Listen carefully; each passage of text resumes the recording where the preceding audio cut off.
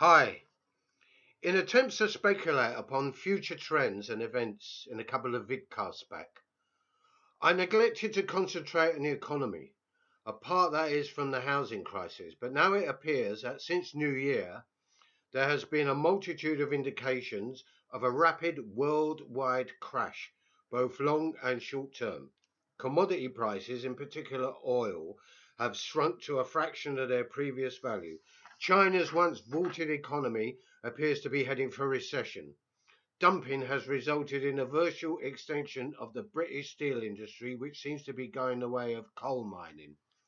Elsewhere, alarm bells are clanging, with r.b.s advising their clients to disinvest shares and options because of an approaching economic meltdown by the end of the year 2016. Looks like it's already underway, big style. Yesterday, January the 20th, saw 50 billion wiped off the Financial Times index. Meltdown, economic, political, regional, dominates the headlines. The Middle East, disintegration of the European Union vision.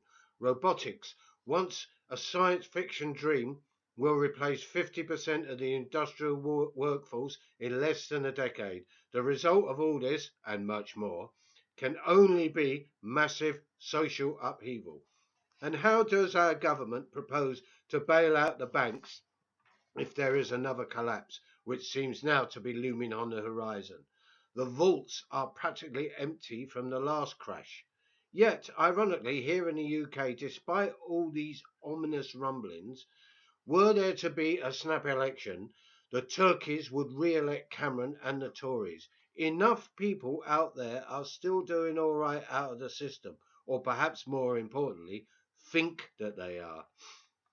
Another grim flash of reality emerged a few days ago. The top 50 super rich on the planet have as much wealth as the bottom 50% of humanity.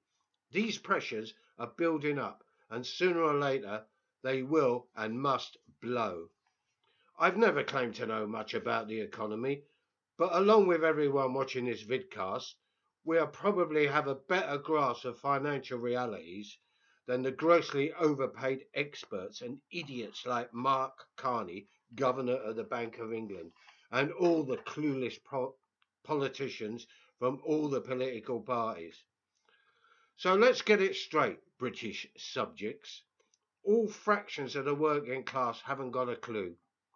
The working class, did I say? I mean the ruling class. Sorry about that. Is that a Freudian slip or what? The ruling class haven't got a clue. There is no way out of their parameters.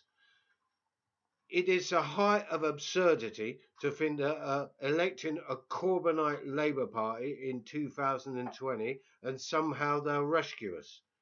As I keep repeating it, it just won't happen anyway. Here in the UK, we now live in a one-party electoral state. Technology and ignorance allied to an increasingly authoritarian semi-feudal state. Politically, we're drifting backwards. A real full-on crisis, collapse, only happens when the vast majority believe it to be upon them and with no exit. This means, as any anarchist could tell you, the opportunity for political and social revolution. We would have had to, after intense struggle, to have left behind all the explanations touted by the establishment, media, and the willfully deluded. So this time, we can't blame refugees, migrants for this one, suckers. So let's wake up from our slumber and overthrow the system in its entirety, sweep away the whole bloody mess. And here in Airstrip 1, start with the incapable of reforming feudal state that we have. Expropriate the rich, occupy everything on a permanent basis. In short, what I always conclude with, revolution.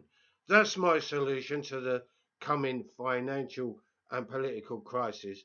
That's been the message of the vast majority of these videocasts. I see and never have seen any other realistic or viable option. So, sooner or later, I'll be seeing you at the barricades or the shuffling soup kitchen line. The choice is yours, and I know what I'd prefer. Bye.